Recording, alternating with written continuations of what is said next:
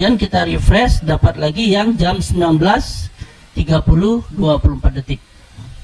Jadi ada dua screenshot yang selisih waktunya 30 menit 0,01 detik. Ya, 30 menit 1 detik. Ada semacam anomali, keanehan ya. Tolong Mbak nih, udah tayang ya. Biar nanti biasa nyambung. Dimana biasanya kalau tabulasi itu adalah penambahan suara, karena tabulasi itu adalah data dari TPS, data dari seluruh Indonesia dimasukkan melalui tabulasi.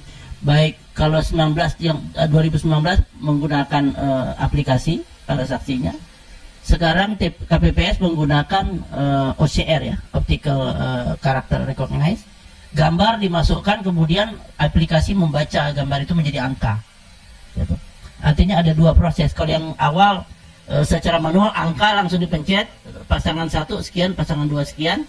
Sekarang C plano hasil yang ditayang, kemudian mesin membaca C1 plano ini, C plano hasil menjadi angka. Proses digitalisasi dari analog ke digital. Nah, apa yang terjadi? Saya tunggu tayangan Mbak. Yang terjadi adalah bukan penambahan suara tapi pengurangan suara. Bukan penambahan suara tapi pengurangan suara. Artinya ada proses deleting situ, ada proses penghapusan. Kita sedang forensik TPS mana yang dihapus. Karena pada pukul 19.0023 ini Pak Refni ya, itu data suara Anies adalah 13.243.659 suara atau 31,97%. Suara nomor 2 adalah 21.392.437 suara atau 51,63%. Dan suara nomor 3 adalah 6.795.067 suara atau 16,4%. Itu pukul 19.0023. Kan harusnya semua naik, atau minimal kalau memang 0 tambahannya dia tetap. Tapi yang terjadi pada jam 19.30.24 justru suara Anies menjadi 9.832.013 suara atau 25%, 25,59% pastinya. Suara 02 adalah 21.708.715 atau naik menjadi 56,51%. Dan suara 03 24.062 atau naik menjadi 17,89. Kita tunggu gambarnya. Nah, ini terlihat bahwa dalam 30 menit 01 detik pasangan 01 menurun suaranya sebesar 3.411.645 suara. Artinya ada yang dihapus, ada yang di-delete di situ. Sedangkan suara 02 bertambah 316.278 suara. Sedangkan suara nomor 3 bertambah 78.995 suara. Ya.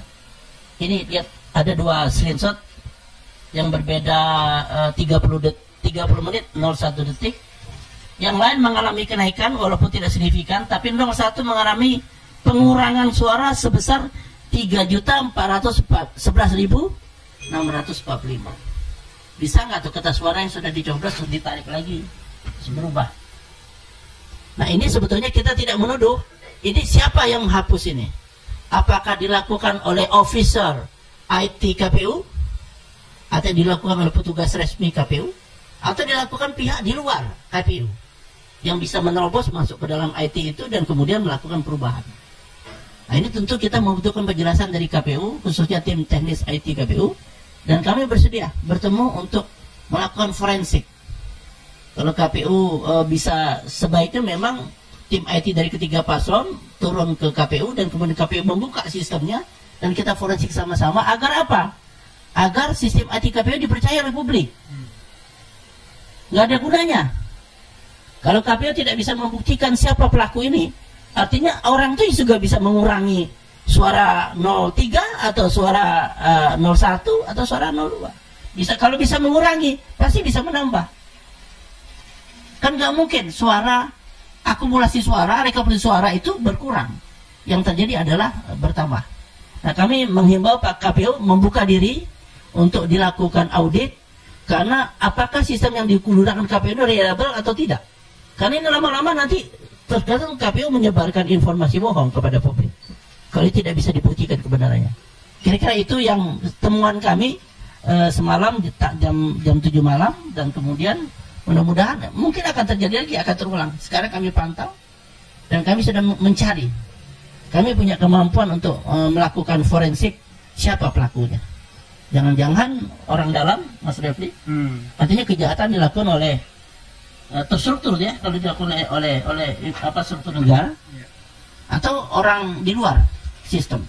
Kira-kira begitu. Nah, silakan Mas Refli atau Mas Bambang menambahkan.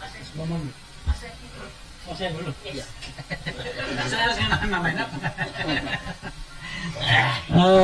Ya, kawan-kawan semua, assalamualaikum warahmatullahi wabarakatuh. Tentu kita ingin menegakkan pemilu yang jujur dan adil ya. Kadang-kadang orang bilang takut sekali sih dicurangi, malah saya balik, loh takut sekali sih kok pemilu jujur dan adil, kan lucu kan jadinya ya kan. Masa ada yang takut dengan pemilu yang jujur dan adil? Nah itu satu poin. Poin yang kedua, memang banyak temuan yang aneh-aneh. Bahkan saya semalam itu ya, walaupun saya tidak sebutkan namanya, tetapi kan tentu praduga tak bersalah dulu ya. Ada bertemu dengan seorang anggota KPPS misalnya, dan dia membuka Sirekap pada pukul 1 lebih 13 ya, sebelum penghitungan suara ofisial yang dimulai pada pukul 14 ya kan, di waktu Indonesia di bagian barat. Dan betapa kagetnya dia menemui fakta bahwa itu sudah terisi banyak sekali. Dia menyebut ribuan TPS, dia menyebut juga dia lihat di 4 provinsi terisi. How come? Kok bisa begitu? Karena itu agak ngeri-ngeri sedap juga ya. Maka saya tidak menuduh, cuma melontarkan pertanyaan yang barangkali common sense saja.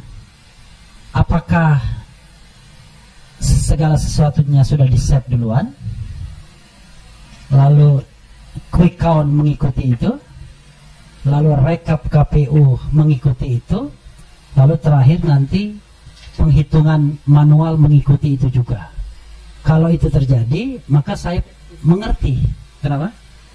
Ya, kalau itu terjadi, saya mengerti ucapan orang nggak ada gunanya pemilu, karena semua sudah ditentukan ya.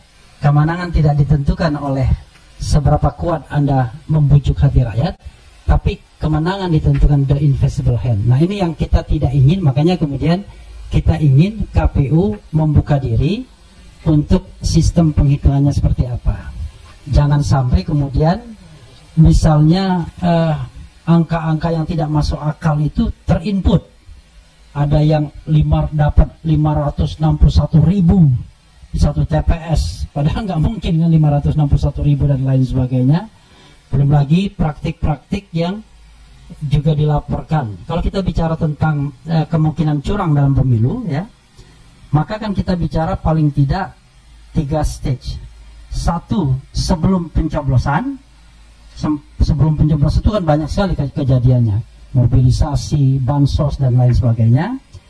Dan itu sukar kita identifikasi dengan secara kuantitas, karena angkanya kan belum jelas kan, seberapa pengaruh bansos dan lain sebagainya.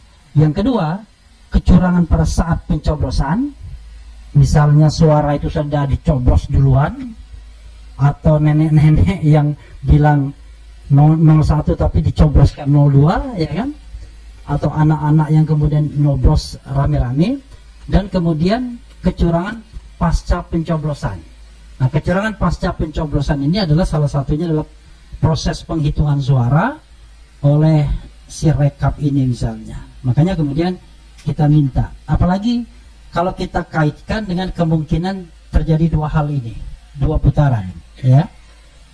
Kalau misalnya kemenangannya hanya 50% something, misalnya 51 dan lain sebagainya, maka peluang untuk 2 putaran itu besar sekali. Dan ini belum selesai. Tapi kalau angka psikologis 56 itu yang dipaksakan, nah itu yang kemudian kita pertanyakan. Seolah-olah tidak boleh kurang dari itu persentase. Padahal di tempat lain ada yang angkanya 51, sekian. Jadi jangan kaitkan dengan perolehan nomor 2 berapa, tapi kaitkan dengan bahwa kalau mau menang harus 50% plus 1. Kalau cuma 51% artinya kemungkinan di challenge itu makin besar karena jaraknya tipis kan. Itu yang kita harus pahami juga. Dan terakhir ya, kawan-kawan semua, bukan tidak mungkin kalau kecurangan dilakukan secara terstruktur, sistematis dan masif, itu tidak hanya 2 putaran, tapi bisa juga kemudian mereka yang melakukan itu didiskualifikasi. Karena itulah hukumnya. Saya tidak nakut-nakuti, itulah hukumnya. Yang penting kita sama-sama bisa membuktikan dan kita bisa sama-sama mewujudkan pemilu yang jujur dan adil. Kita berharap misalnya nanti suatu saat harus dibawa ke MK, MK punya keberanian untuk menegakkan konstitusi. Karena itulah keberadaan MK, yaitu menegakkan pemilu yang jujur dan adil alias pemilu yang konstitusional. Saya kira itu saja tambahannya. Mas Bambang mungkin akan menambahkan. Al-Mukarram Bambang Wijayanto. Wassalamualaikum warahmatullahi wabarakatuh. Adi bisa nayangin ini ya, kpu.go.id yang sekarang.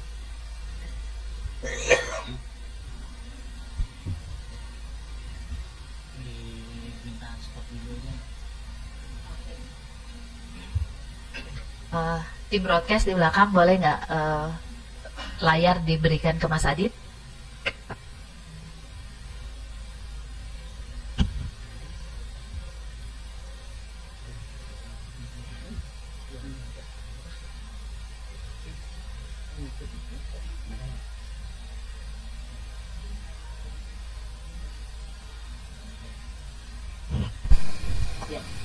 Teman-teman sambil menunggu ini, kami menjelaskan bahwa kami punya tabulasi nasional yang untuk internal, pusat tabulasi nasional untuk internal, yang setiap hari data dari saksi kami masuk.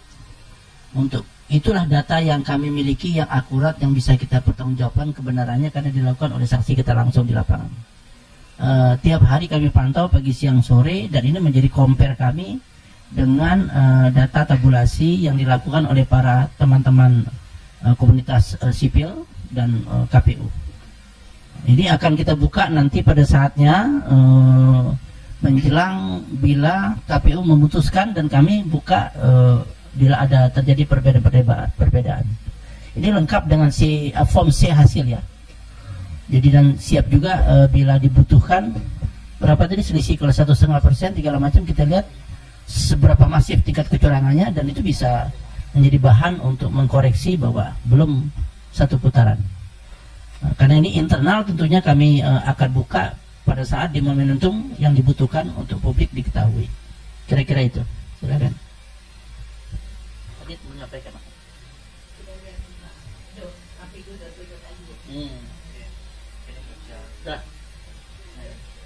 Belum.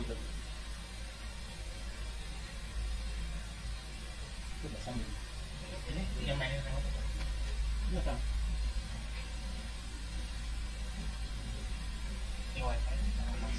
Iya.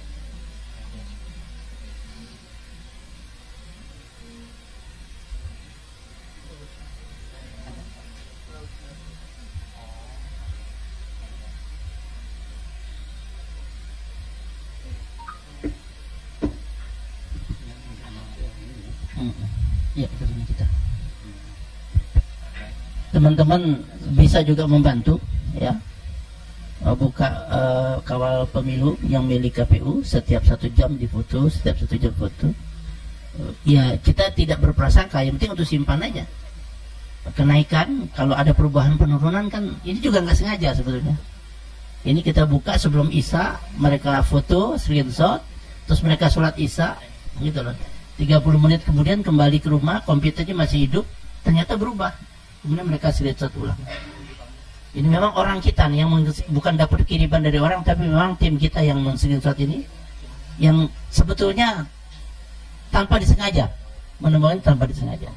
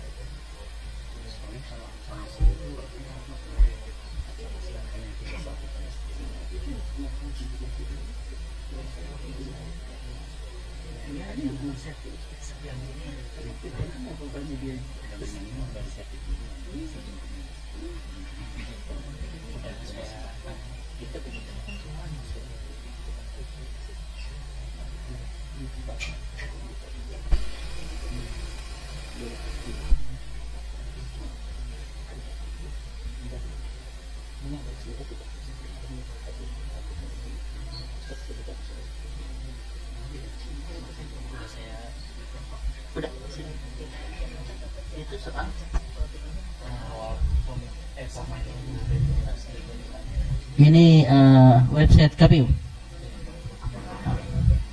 Ini website KPU ya. Semalam yang 19.00 51,5, 19.30 56 gitu. Mirip-mirip quick count lah ya. Ini berapa Mas Adit? 50 yang masuk. Enggak, ini data 02. 57%. Gitu. Bayangin tuh, mereka setengah jam naik dari 51 ke 56, naik 5%. Hanya setengah jam, 30 menit 1 detik. Ini dari jam 19.31, ini jam hari ini jam berapa? Jam 15:10, berapa jam itu? Hanya naik 1%. Artinya kemarin itu memang anomali, memang sesuatu ketidaknormalan yang kita mesti cari apa penyebabnya. Bisa di zoom nggak biar lebih besar lagi? Nanti lama-lama kuenya lonjong nih, kan sekarang masih bulat ya. Lama-lama kuenya lonjong. Nah ini menurut saya teman-teman wartawan coba membantu mengkonfirmasi ke KPU gitu loh, apa yang terjadi sebenarnya. Dan mereka harus menjelaskan tidak hanya dalam bentuk lisan, tapi harus membuka akses supaya kita bisa membantu mereka. Ini dilakukan oleh kesalahan yang dilakukan oleh internal KPU atau dilakukan oleh pihak di luar KPU. Itu harus dicari. Kalau enggak nanti masyarakat nggak percaya nih isi apa yang disampaikan KPU nggak. Kalau bahaya kalau apa yang disampaikan KPU tidak dipercaya oleh publik, terus nanyanya ke mana? Kita harus tahu jawabannya. Kira-kira itu Mas Bambang, silakan. Itu kan? Mau jelasin? Ya. Oh, jelas. Adit masih ada. Ketemu yang kemarin. Ketemu yang kemarin. Iya. Yang di atas.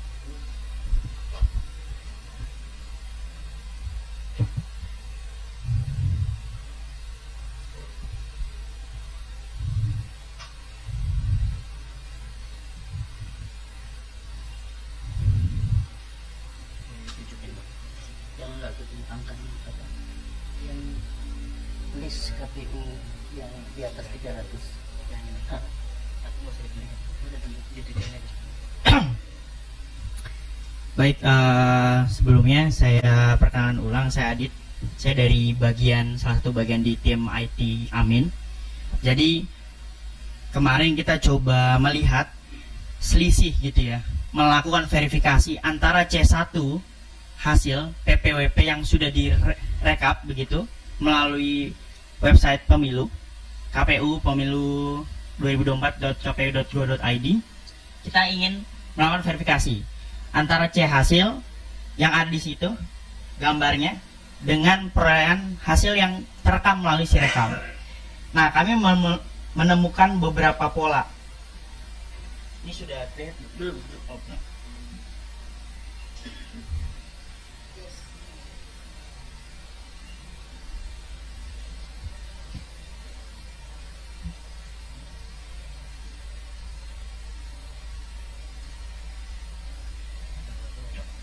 Nah itu ya baru gelap. Belum. Coba screen. Nah, ini bisa dilihat. Jadi kita coba kemarin melakukan verifikasi terhadap di 38 provinsi begitu. Kami menemukan pola yang menarik gitu. Dan ini dilihat per TPS, tapi tidak semua TPS. Indikatornya adalah dia lebih dari 200 suara gitu, 200-an suara. Yang mana kita bandingkan dengan C hasilnya.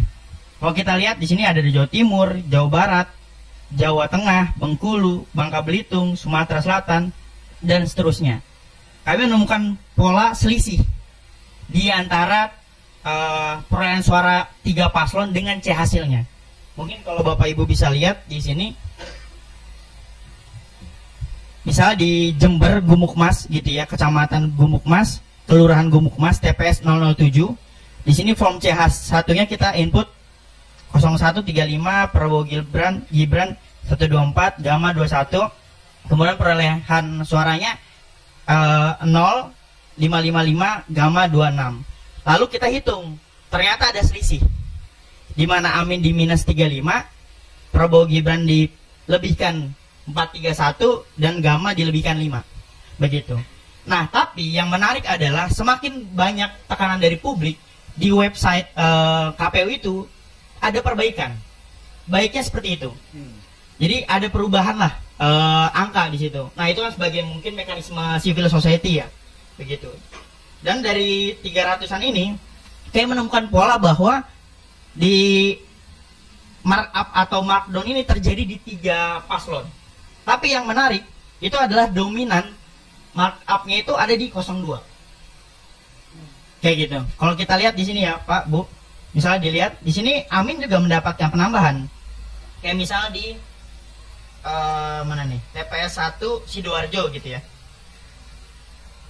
Kita mendapatkan penambahan sebesar 800.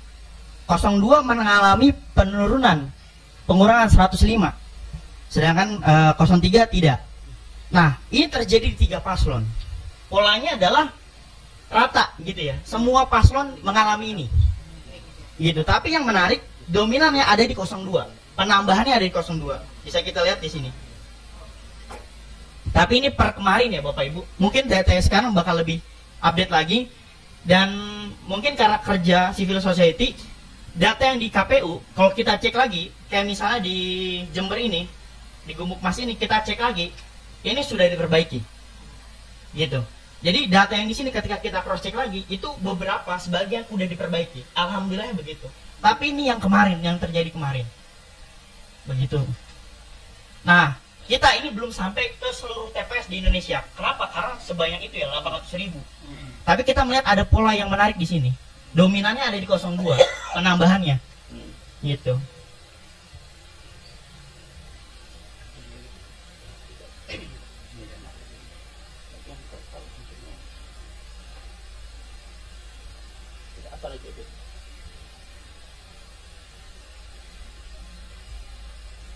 Ya, kita dari tim Amin sebetulnya sudah menyiapkan yang namanya kaulamin.com.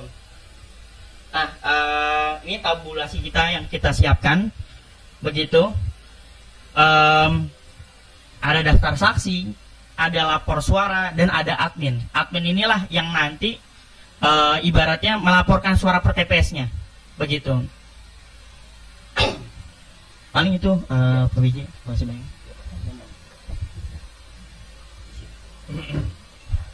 Terima kasih Pak Wijay. Saya mau mengemukakan beberapa hal dan menurut saya ini sangat penting sekali diketahui. Saya buka dokumen saya. Ya Mbak, ini boleh. Yang ini boleh. Broadcast boleh ya, naikin slide 1. Oke. Jadi kami mempunyai tim IT forensik. Di tim IT forensik itu dilakukan beberapa model dan metode forensik. Memang tim ini agak terpecah-pecah tapi semuanya terintegrasi. Berdasarkan analisis kajian forensik terhadap server KPU,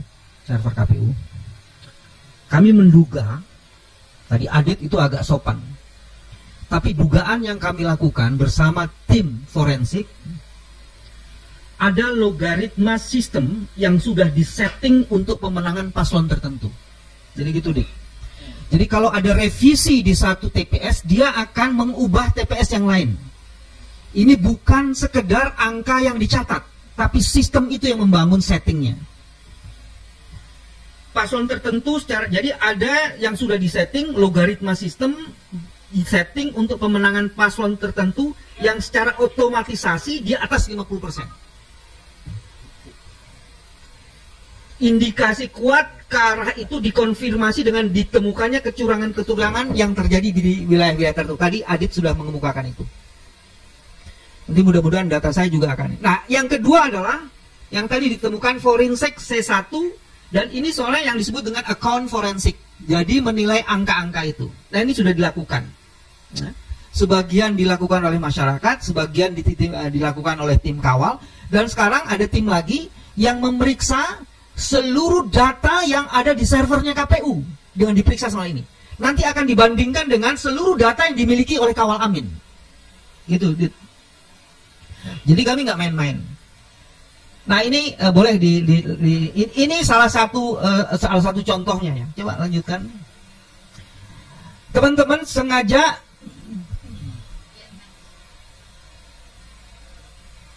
enggak, kenapa dangdutan gitu?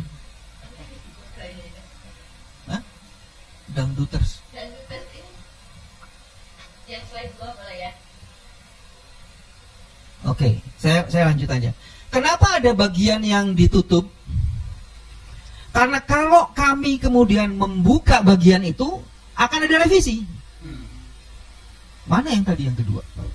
Oh ya, yang satu lagi. Juga akan dilakukan forensik lain. Ini belum bisa dibuka. Jadi kalau terus main-main, forensik ini akan kami buka di depan Mahkamah Konstitusi. Jadi ada kecurangan yang bisa juga ditemukan, dan kita mempunyai ahli forensik yang bisa memasuki itu. Apalagi kalau usulannya Bang Vijay itu diakomodasi. Kita siap dengan tim forensiknya. Karena selama ini audit IT terhadap sistem KPU tidak pernah dilakukan. 2 surat dari tim hukum Amin tidak pernah dijawab. Surat kami kepada Bawaslu untuk mendorong supaya KPU melakukan audit juga tidak dilakukan. Dan analisis kami mengkonfirmasi memang ada sistem yang algoritmanya itu sudah dibangun. Jadi tim yang ketiga, bukan tim ketiga, metode forensik lainnya akan kami lakukan. Dan ini akan dijelaskan nanti di dalam ahli. Karena kalau kita buka sekarang, ya kan? Waduh, dia akan menggunakan itu. Ini menghadapi orang yang curang, culas, dan licik, nggak bisa dibuka semuanya kan? Oke, ya, kalau yang ini, teman-teman bisa lihat data di situ. Saya buka data saya supaya saya bisa lihat.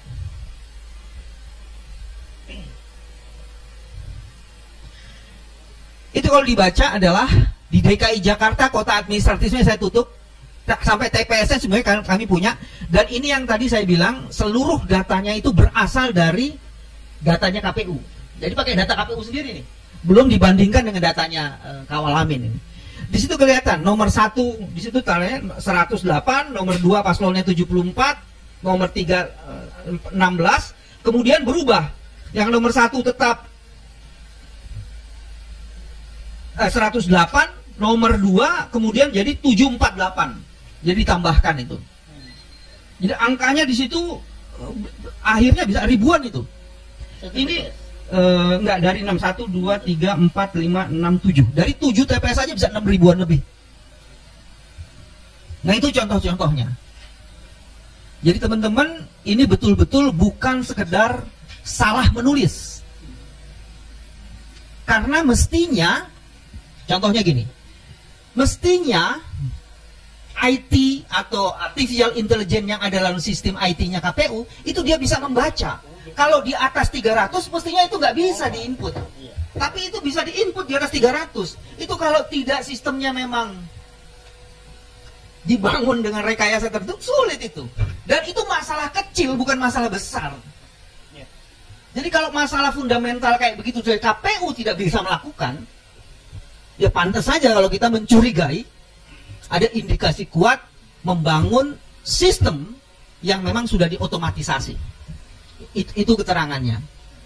Mari kita lihat, ada data Bandung nggak di sini? Oke, kami melakukan khusus di Kota Bandung. Ada hasil yang menarik.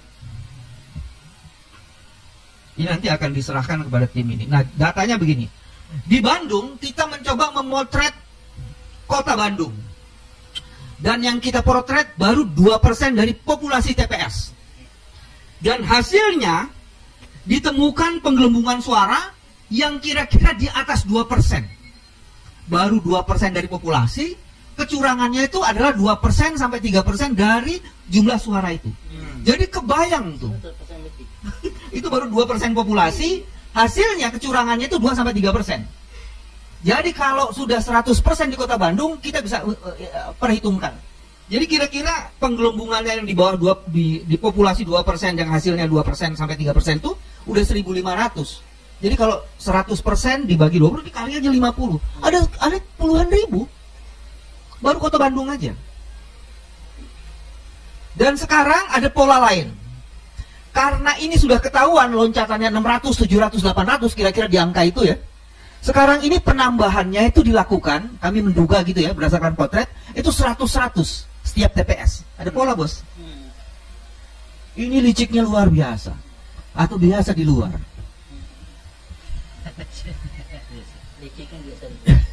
Jadi teman-teman, itu hasil dari forensik IT.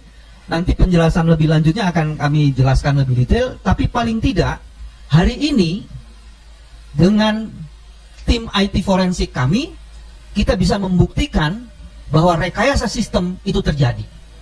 Nah, yang perlu dilakukan adalah, saya ingat pada pernyataan Sobat Refli, kecurangan yang ketiga. Kecurangan yang ketiga dengan dihancurkannya psikologi melalui quick count, maka kemungkinan besar transaksi jual beli suara di proses rekapitulasi kecamatan bisa dengan mudah dilakukan.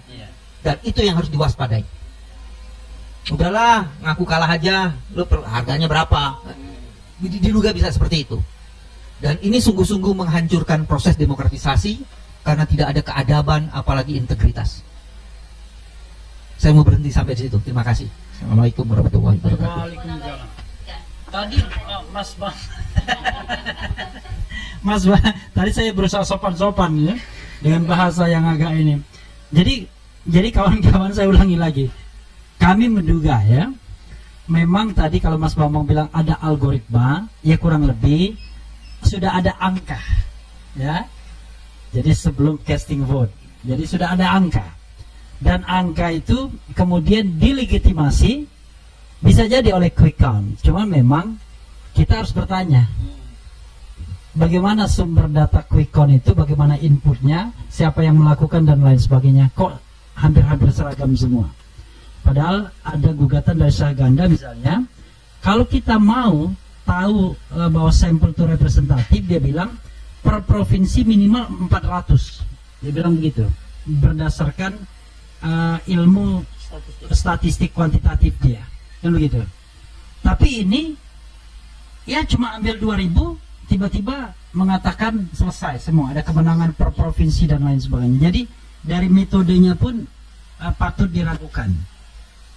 Cuma kita tidak bisa menembus, mungkin Mas Bambang bisa menembus ke sana. Ada metodenya. Ya.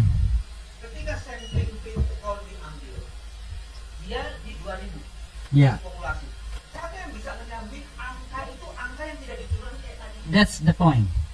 Kalau angka yang diambil itu adalah, kalau TPS yang diambil ke angka yang dicurangi, wajar angkanya tinggi.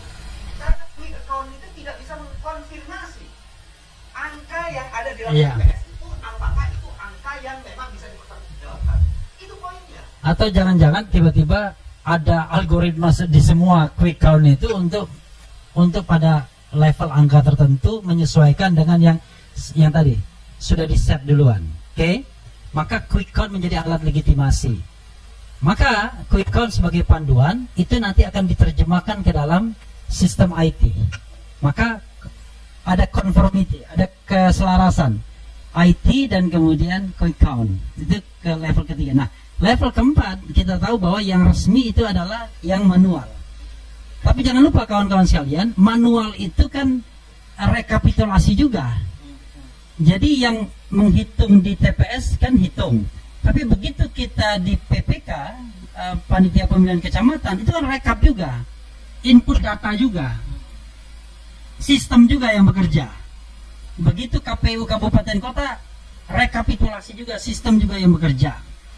Nah ini yang ingin kita katakan, bahwa 56-57% itu adalah sepertinya memang batas yang di set before, dan kemudian itulah yang kemudian akan dipertahankan. Nah ini terkonfirmasi, misalnya kita lihat kemarin selebrasi ya, teman saya yang biasa bikin acara, dia bilang begini, wah hebat sekali kok bisa mempersiapkan hanya dalam jangka waktu berapa jam.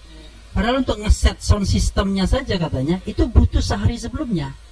Ini hanya beberapa jam bisa selebrasi. Unfortunately disebut pula nama saya. Padahal saya hadir saja enggak. Saya rapat sama Mas Bambang, kemudian malamnya sama tim Amin lainnya ya. Itu saja tambahannya ya. Makasih. Teman-teman saya mau bertanya, kita buka dua dulu. Kita edarkan mic ya. Yes. Sebutkan nama dan medianya dari mana. Izin Bang, di depan. Saya Edi dari Rakyat Merdeka. Kemarin KPU sudah konferensi pers bahwa memang dia mengakui ada kesalahan tapi akan diperbaiki. Mungkin ada yang kurang atau yang salah.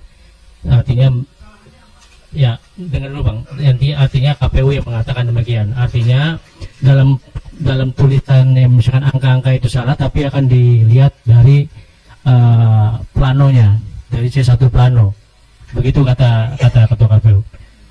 Nah, saya cuma mau penegasan. Artinya tim Amin ini tidak percaya dengan quick count dari belasan quick count yang ada, bahkan ditayangkan seluruh TV dan KPU, termasuk tabulasi yang dilakukan KPU. Itu penegasan aja. Apakah tim Amin ini percaya dengan KPU dan tidak atau tidak, dan juga tidak percaya dengan quick count, karena KPU sendiri menyatakan itu akan dibuktikan pada penghitungan manual nanti. Silakan.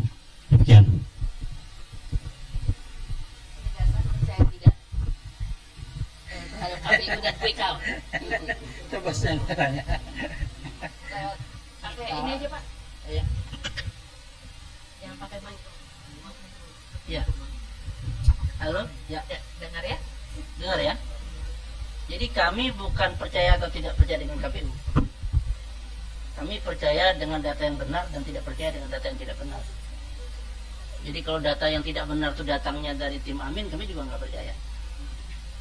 Tapi kalau data yang benar itu datang KPU, kami percaya. Tapi yang kami lihat adalah bukan sumber datanya, tapi isi datanya. Nah, makanya kami minta, tadi kan kami tunjukkan ada kekeliruan, kami minta KPU menjelaskan mana data yang benar, yang foto pertama, slide pertama, atau yang kedua. KPU harus menjelaskan kepada kami sebagai peserta pemilu maupun kepada publik. Agar apa? Agar publik dan peserta pemilu mempercayai mereka. Kan berbahaya bila penyelenggara pemilu tidak dipercaya apa yang mereka sampaikan. Terus kita percayanya kepada siapa? Jadi justru kami ingin membantu KPU, please perbaiki. Bila sistemnya ada kelemahan, take down dulu berapa hari, perbaiki, gitu loh. Kemudian dibuka kembali setelah kita periksa bersama-sama bahwa ini adalah akurat. Bayangkan bagaimana bisa sebuah sistem, saya kan juga sering membangun sistem IT. Bapak coba klik nomor NIK lebih dari 16 atau kurang dari 16, itu ditolak itu oleh sistem. Jadi sistem itu membuat batas bahwa kalau di bawah 16 digit atau di atas 16 digit, maka kita tidak bisa melanjutkan proses karena NIK memang dibatasi 16 digit.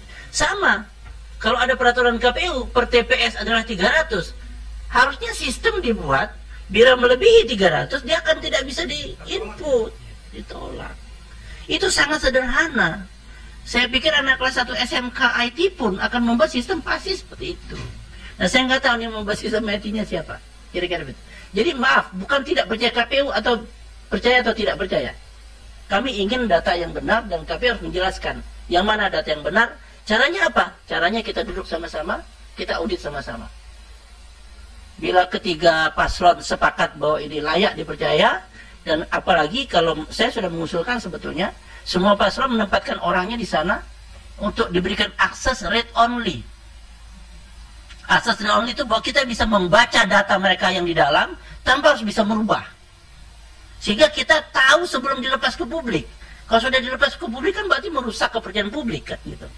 Kita tahu sebelum dilepas ke publik. Setelah ini benar baru kita lepas ke publik. Kira-kira begitu.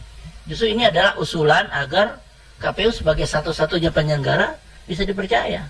Sehingga 20 Maret apapun yang disampaikan publik bisa menerima dengan baik. Kira-kira begitu.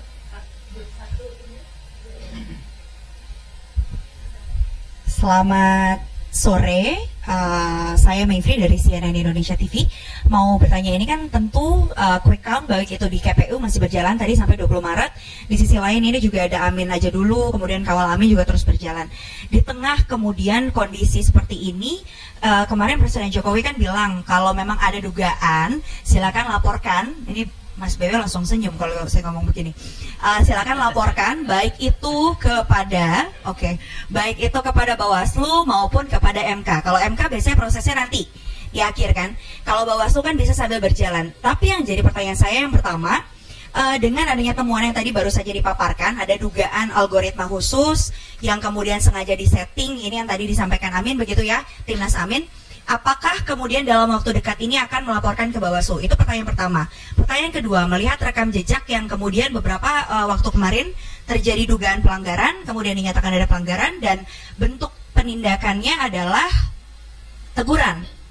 Pertanyaan kedua, seberapa yakin kemudian Timnas Amin ketika temuannya ini nanti dianggap sudah tepat dan kemudian dilaporkan bisa benar-benar ditindak atau bisa mendapatkan respons dari Bawaslu? Respons seperti apa sih yang diharapkan gitu? Mungkin Mas BW bisa dijawab dengan senyumannya tadi. Ini khusus kami minta, silakan. Ini logik. Ketika Pak Jokowi menyatakan lapor saja ke Bawaslu dan ke MK, ini saya kasih logiknya. Kalau seseorang yang terlibat menjadi bagian dari kecurangan itu dan kemudian mengajukan usulan supaya menggunakan lembaga resmi, kira-kira pantas nggak? Kepantasan usulan itu menurut saya bermasalah secara integritas. Lah, kenapa kecurangan-kecurangan atau potensi penyalahgunaan kewenangan itu tidak itu dulu yang diperbaiki? Jadi sekarang ini kayak post factum gitu loh. Kalau ada ini kecurangan-kecurangan lapor aja ke Bawaslu. Cuy, lu dulu gimana melakukan kayak gitu? Ini anaknya udah cuy. Jadi bagi saya ini pertanyaan ini meledek gitu loh. Tidak pantas itu dilakukan dengan bertanya seperti itu. Mohon maaf, ini bukan Timnas Amin, ini Bambang Wijoyanto. Supaya aman, bukan Jaya aman. Enggak, itu logiknya di situ sih sebenarnya. Nah, sekarang yang kedua. Teman-teman coba lihat. KPU mengakui kesalahan, fine. Apa kemudian respon terhadap kesalahan itu? Minta maaf, bagus. Tapi dalam sisi hukum nggak bisa cuma minta maaf. Usulan yang diajukan oleh Bang PJ itu menjadi relevan. Salah satu bentuk permintaan maaf itu adalah memberi akses untuk tiap-tiap calon melakukan audit. Itu baru. Kalau sekarang nggak ada gunanya kau minta maaf itu. Sebentar lagi mau Idul Fitri dan Idul Adha, kita minta maafnya di situ aja. Terus yang kedua yang paling bahaya ini, akibat tindakannya sudah menimbulkan dampak. Bagaimana dia mengkonversi dampak yang timbul dari tindakannya itu? Secara psikologis, kemudian orang sudah mengatakan, ya sudahlah, ngapain kita ikut-ikut lagi? Nah, kalau dampak itu dikonversi, apakah KPU mau bertanggung jawab terhadap itu? Jadi itu yang mesti dijawab. Kalau kita mau cerdas dikit ya. Artinya walaupun waktu masih terus berjalan ini kan yang juga dinarasikan legitimasi dari nanti siapa yang terpilih, ini berarti kita ada sikapnya. Jadi kan sebenarnya gini, kalau legalitas yang dicari tanpa legitimasi, kita bukan pihak yang bisa mengakomodasi yang namanya judicial adil. Kan dia mau mengatakan aku punya legalitas, tapi legitimasimu rendah. Legalitas tanpa legitimasi itu nonsens.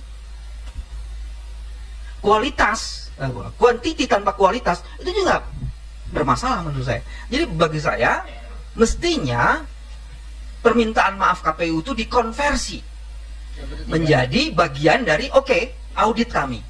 Bantu kami supaya tidak melakukan kesalahan lagi. Dampak yang sudah muncul akibat itu, dia harus membuat pernyataan, hei masyarakat, kami punya kesalahan dan ini nggak benar, mari kita hitung dari awal, koreksi. Kita perbaiki dulu itu semua, baru kemudian itu ditayangkan, di-upload. Misalnya kayak begitu, itu baru top. Itu yang jadi masalah. Tambah sedikit ya. Banyak juga boleh, Fer. Enggak, saya kan tidak ditanya beliau. Beliau tanyanya BW aja. Nambahin BW ini kan. Jadi saya namain BW, bukan nambahin beliau ya. Jadi saya bahkan buat tulisan, buat konten juga. Ketua KPU cuma 2.325 TPS yang suaranya beda dengan Sirekap. Cuma loh 2.325. Apa respon ke Ketua KPU yang saya baca dari media, mudah-mudahan medianya tidak keliru mengutip, yaitu nanti yang keliru ini akan diperbaiki waktu rekap di kecamatan. Jadi dia tidak mau memperbaiki di Sirekap itu yang sudah salah itu. Coba bayangkan, kenapa tidak mau memperbaiki? Khawatir mungkin banyak bolongnya yang akan ketahuan dan algoritma itu nggak bisa dipertahankan lagi kalau diubahnya di situ. Makanya dia bilang akan diubah di proses manual di PPK. Pertanyaannya adalah jaminannya apa bakal diubah? Kalau PPK-nya bandel semua, lalu seperti kemarin, kalau saksinya yang barangkali tidak begitu kuat dibilang, kalau Anda tidak setuju dengan proses rekapitulasi kami, silakan Anda bikin keberatan, ya kan? Kemudian bikin komplain ke tingkat atasnya dan lain sebagainya. Nanti KPU Kabupaten Kota akan mengatakan hal yang sama. KPU Provinsi akan mengatakan hal yang sama, KPU Pusat mengatakan hal yang sama. Dan terakhir, silakan Anda pergi ke MK. Coba bayangkan. Jadi, data yang salah itu tetap dipertahankan karena algoritma tadi. Coba bayangkan kita harus membuktikan 6% dikali suara sahnya berapa misalnya. Ini kan dari awal kita tahu bahwa ada hal-hal yang tidak benar. Dan ini logik, bukan kita ngarang-ngarang kan? Logik. Nah, yang logis ini kemudian tidak direspon secara baik, secara bijak oleh KPU. Dia lontarkan saja dan dia nanti terakhir kalau 2019 terjadi perbedaan yang mendasar, dia akan mengatakan bahwa yang Sirekap ini nggak berlaku, ini bukan formal, ini hanya sekedar transparansi, tanggung jawab kepada masyarakat dan lain sebagainya. Karena waktu itu kan situng KPU dipermasalahkan di Bawaslu. Lalu Bawaslu memerintahkan akan memperbaiki situng, tapi situng nggak diperbaiki. KPU cuma bilang ini unofficial, bukan yang hasil yang murni, hasil yang benar. Yang benar adalah rekapitulasi. Nah, rekapitulasinya itu yang kemudian sudah memenangkan paslon tertentu. Nah, kita tidak ingin segalanya menjadi terlambat, lalu kemudian bak sampahnya di Mahkamah Konstitusi. Yang kita juga kadang-kadang pertanyakan, apalagi Pak Manusman mau balik lagi nih. Iya. Jadi Mbak sama aja Mbak, kalau Mbak di bus ada yang nginjek kaki Mbak, tuh Mbak bilang, Mas, kaki nginjek kaki saya, laporkan aja ke polisi. Tapi kaki Mbak masih diinjak. Kan sebenarnya kita kasih tahu bahwa kaki kita diinjak supaya diangkat, supaya tidak diteruskan. Ini enggak, tetap diinjak. Kalau Mbak enggak setuju kaki Mbak saya injak, Mbak lapor aja ke polisi. Ya, pertanyaan selanjutnya ya. Iya tadi, yes. Dari mana Mas?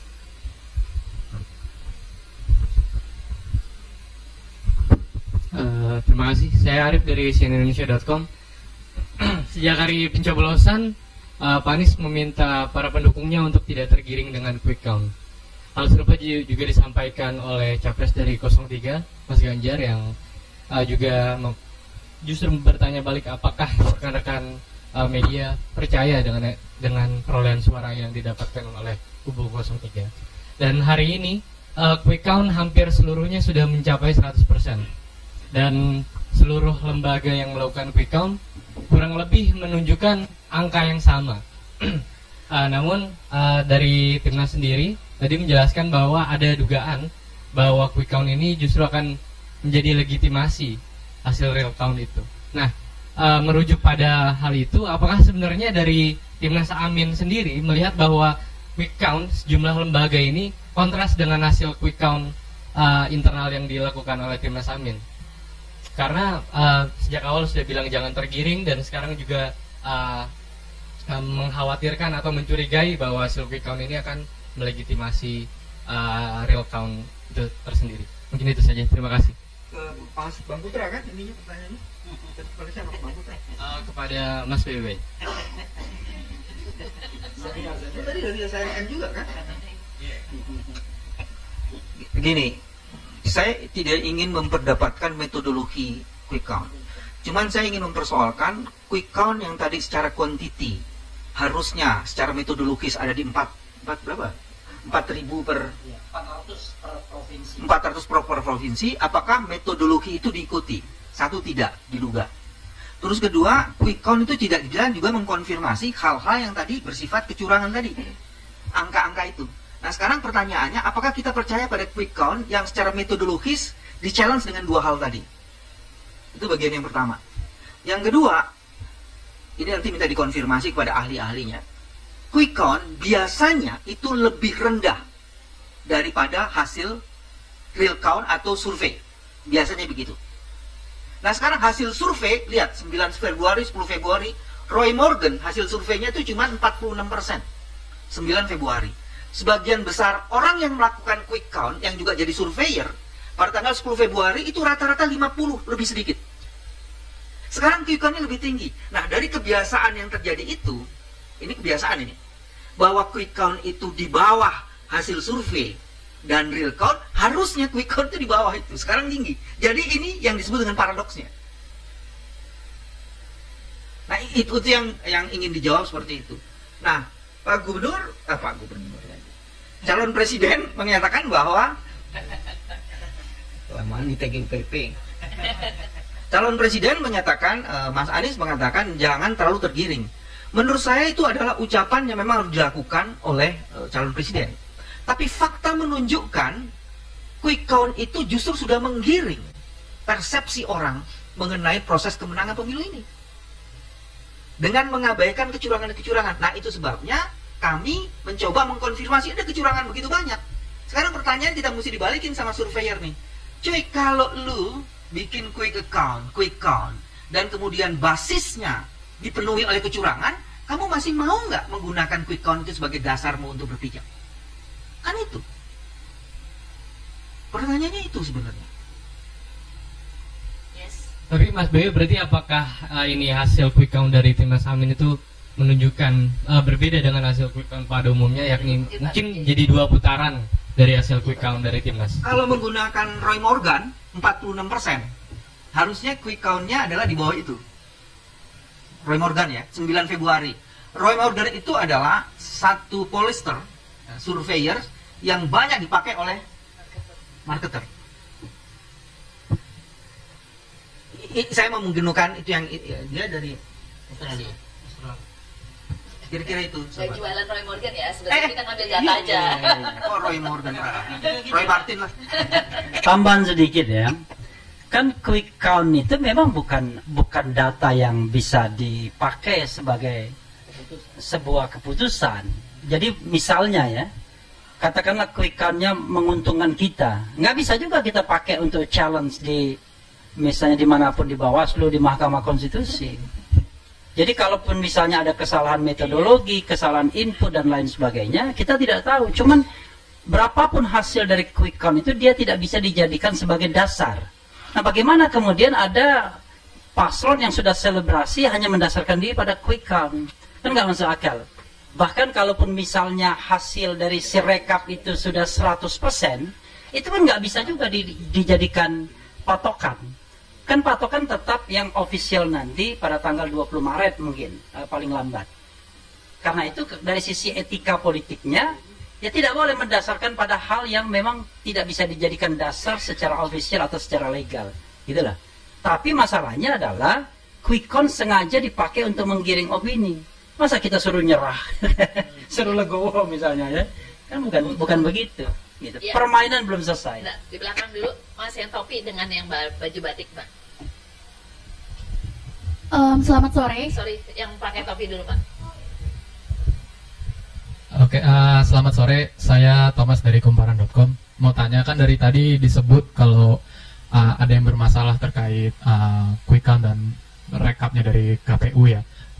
Dan tadi dari timnas sendiri mengatakan mengajukan untuk mau audit KPU gitulah ya, simpelnya mengajukan audit ke KPU gitu untuk dari semua paslon juga ikut terlibat, itu mengirimkan wakilnya lah ya, simpelnya. Nah, tapi pertanyaannya apakah sejauh ini itu baru rencana atau sudah ada komunikasi yang dibangun dengan KPU gitu?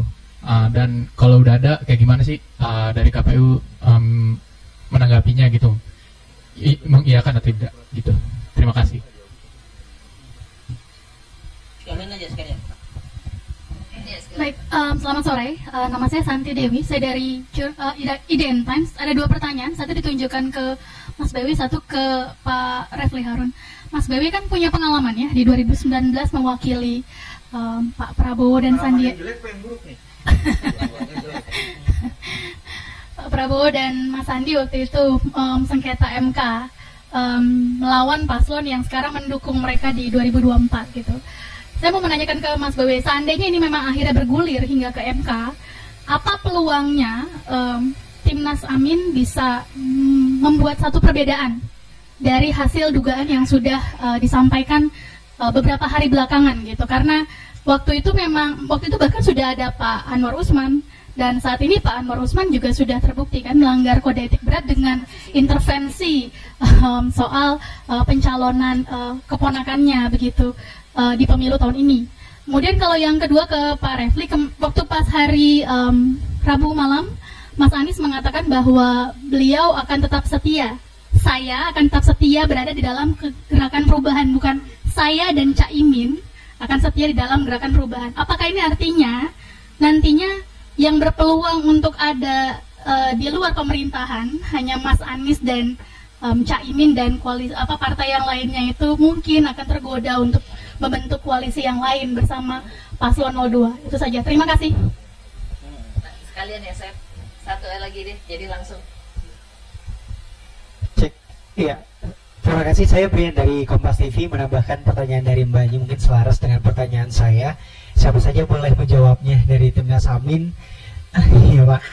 Iya, jadi pertama yang ingin saya tanyakan adalah pertama kan hasil survei ataupun elektabilitas kan memang sebelum hasil pemilihan keluar kan itu sama atau hampir sama dengan hasil quick count yang keluar, bahkan suara Pak Prabowo Gibran sendiri melebihi dari suara hasil survei dari masing-masing contoh salah satu mungkin Litbang Kompas karena saya kerja di Kompas seperti itu, dan Pak Anies mengatakan bahwa ya kita tidak percaya dan kita yakin ini bisa ke 2 putaran seperti itu. Lantas yang dipercaya dari Timnas Amin sendiri apa dan apa yang akan dibawa jika ini memang akan labuh ke MK seperti itu untuk memperkuat bahwa ya menjunjung keadilan hukum dan melawan kecurangan itu bisa dan ada dan nyata di Indonesia. Terima kasih.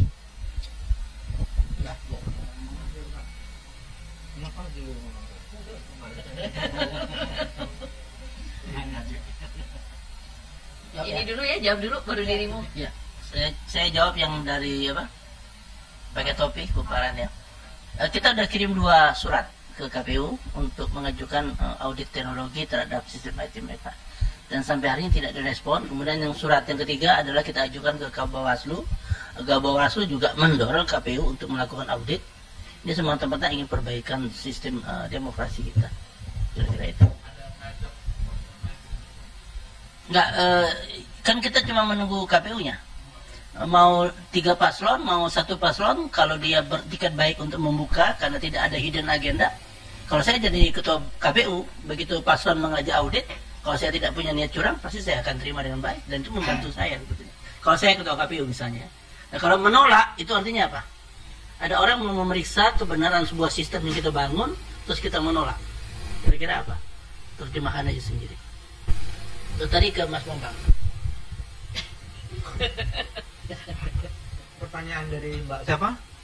Santi Dewi ya. Ada pertanyaanmu kepada Mas Anies dan Cak Imin, tapi justru kami yang jawab. Sebaiknya saya. Iya, nggak maksud saya kalau ditanyakan ke Refli, apakah Refli punya otoritas untuk menjawab? Saya mengira-ngira aja. Karena semalam saya ketemu Oke, kalau pertanyaan ke saya tadi soal gini. Baik. Teman-teman, sekarang sudah ada bukan hanya kawal amin, pasangan calon punya sistem untuk mengontrol, ada juga sebagian sekitar 5-7 civil society yang juga ingin mengawal prosesnya. Ada kawal pemilu, ada warga jaga suara, ada kawal suara, macam-macam kayak gitu. Dan ada yang lebih spesifik lagi, yaitu yang khusus kecurangan.com. Itu ada tuh, www.kecurangan.com. Nah, semua sistem yang dibangun oleh mereka, basisnya itu digital. Kalau kemudian ditanyakan perbedaannya dengan 2019 tuh kita menghadirkan 5 kontainer yang alhamdulillah nggak pernah dibaca. Nah sekarang dengan sistem yang ada itu, dengan digitalisasi itu, maka kita bisa kayak yang tadi itu yang dibikin oleh Adit tuh, itu nanti masuk di dalam sistem teman-teman itu, karena kita mengintegrasikan. Nah ini bedanya nih, teman-teman ini kemudian kami menyediakan diri, bersedia berkomunikasi dan berintegrasi, bekerja sama dengan teman-teman itu, sehingga sebagian data juga di-share, Edit ya, ke teman-teman itu kan, sebagian data itu di-share. Jadi dengan demikian, dengan sistem digitalisasi akan memudahkan proses pembuktian. Misalnya soal masivitas. Masivitas itu dengan sistem yang dikawal kecurangan itu akan ada digitalisasi, kita bisa lihat wilayahnya sampai di mana. Kemarin press conference-nya menunjukkan dari 38 provinsi 36. 36 terjadi yang disebut dengan kecurangan itu atau penggelembungan suara. 36, dan ada sekian banyak kabupaten, itu lebih dari 200 kalau nanti datanya ada. Dengan begitu nanti kita akan bisa lihat masivitasnya itu seperti apa. Yang kedua soal kecurangan. Hari ini yang didiskusikan kecurangannya itu lebih kepada kecurangan di pencoblosan dan pemungutan suara, berkaitan dengan penghitungan. Padahal ada kecurangan bentuk lain yang tidak bisa dideteksi di situ. Apa? Politik uang. Itu kan dilakukan. Politisasi bansos itu dilakukan. Itu yang mempengaruhi tendensi dari para pemilih untuk memilih paslon tertentu. Dan kalau ini dikaitkan, itu yang disebut dengan well organized. Ya, terstruktur, sistematis, dan masif. Kalau pakai bahasa anti korupsi itu well organized.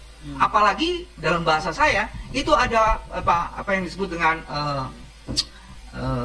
well planned dan well prepared, dan ditutup dengan well organized itu.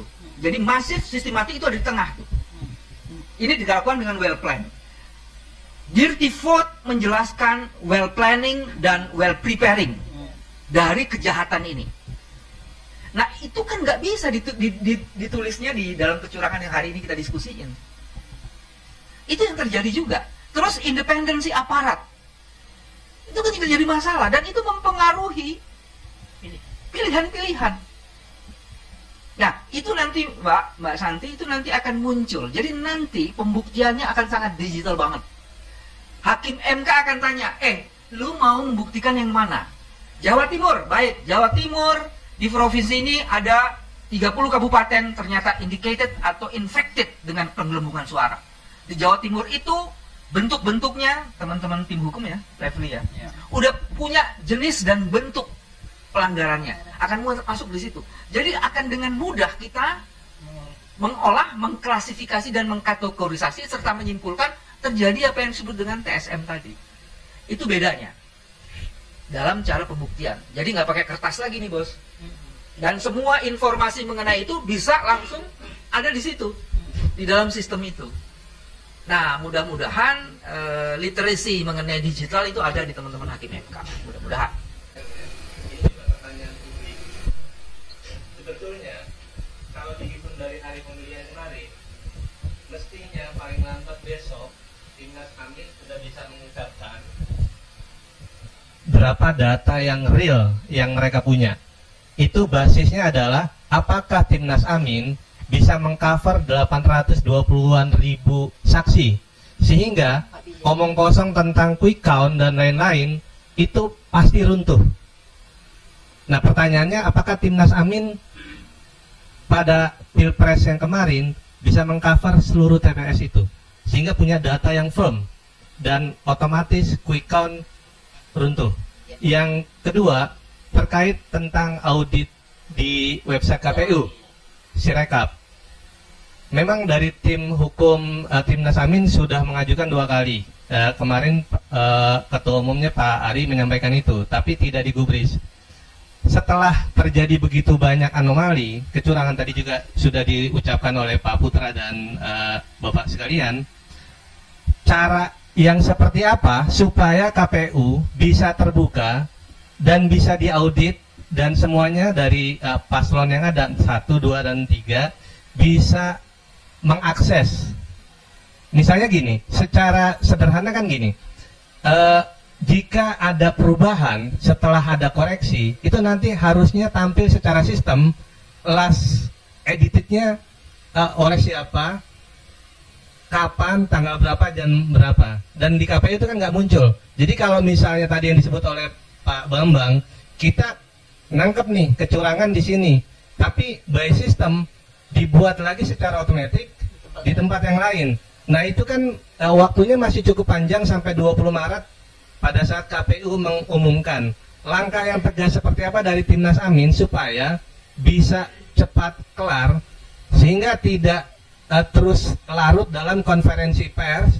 Ini kecurangan kami temukan ini tanpa ada tindakan yang lebih tegas. Itu saja. Assalamualaikum warahmatullahi wabarakatuh. Waalaikumsalam warahmatullahi wabarakatuh. Jadi saya pakai dia. Jadi saya kebetulan tim IT di Prabowo Sandi 2019. Kami setiap hari datang ke KPU, ketemu ketua KPU langsung, membawa data kesalahan 300.000, 400.000, 500.000 setiap hari. Dan Pak Arif langsung terima, Bang ini terima kasih kami diberi masukan. Dan perjalanan abang dari posko ke sini sudah terjadi lagi 50.000 kesalahan. Dan kami perbaiki. Nah ini sebetulnya kalau ada niat baik sebetulnya tidak perlu bersurat. Kalau tidak ada hidden agenda, KPU itu sebenarnya dengan mudah membuka untuk akses kepada semua paslon. Tidak hanya Pilpres sebetulnya. 9, 10, 24 partai politik juga sebetulnya bisa diberi akses. Karena kan pengantinnya kan adalah peserta pemilu. Mereka ini kan wedding organizer kalau dalam pernikahan gitu loh. Dia tugasnya adalah melayani peserta pemilu. Jadi sebetulnya kita nunggu sambutan baik dari mereka. Gitu loh. Kalau tidak ada. Ya kita coba mungkin membawa data kesalahan itu datang ke sana. Nanti dibantu teman-teman wartawan dilihat kalau mereka menolak berarti mereka memang tidak punya niat baik untuk memperbaiki kesalahan-kesalahan yang mereka lakukan. Apakah Timnas Amin akan menunjukkan seperti yang tadi Pak Bambang bilang IT forensik di hadapan komisioner KPU? Oh kalau yang diminta oleh Pak Putra tadi di off dulu ya, bisa terjadi. Ya. Sebetulnya yang terbaik adalah tidak perlu ada konflik ya, tinggal buka hati, menerima kita, memperbaiki bersama, dan itu masyarakat akan lebih positif melihat pemilu ini. Apakah KPU akan seperti itu? Jadi jawab. Saya belum menjadi komisioner KPU, mungkin di 4 tahun lagi. Ya, kira-kira. Nanti Mas ke KPU bantu kita coba gimana kira-kira. Mudah-mudahan ya. Mudah-mudahan ada kebersihan dalam hati dan kemudian tidak punya niat buruk dengan mudah sebetulnya. Kalau tidak punya niat buruk dengan mudah mengundang kita dan kemudian membuka semuanya secara transparan. Kira-kira begitu. Terima kasih teman-teman media. Kami kan punya 2 kanal untuk melaporkan kalau teman-teman media mendengar adanya kecurangan atau apapun yang bisa dilaporkan. Silakan Ini abang sudah kami nanti dulu begitu abang perjalanan sudah nambah lagi. Terima kasih atas perhatian teman-teman. Selamat sore, sama beraktivitas kembali. Nah yang besar makanannya yang masuk penjara sekarang. Berarti yang besar itu tidak menerima yang masuk penjara sekarang. Komisi Kesehatan di penjara karena itu kelihatan memang kelihatan. Komisioner yang nggak main itu terbuka.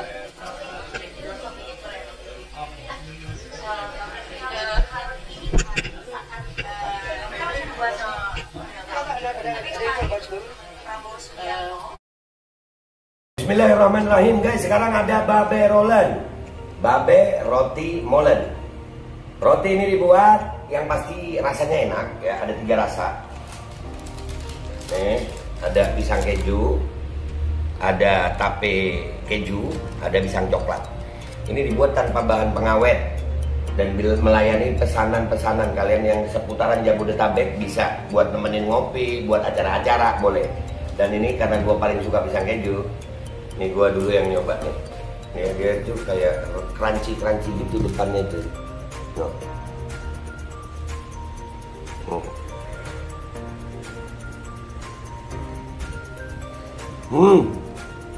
Lu tahu kerannya di depan nih, terus di dalamnya empuk.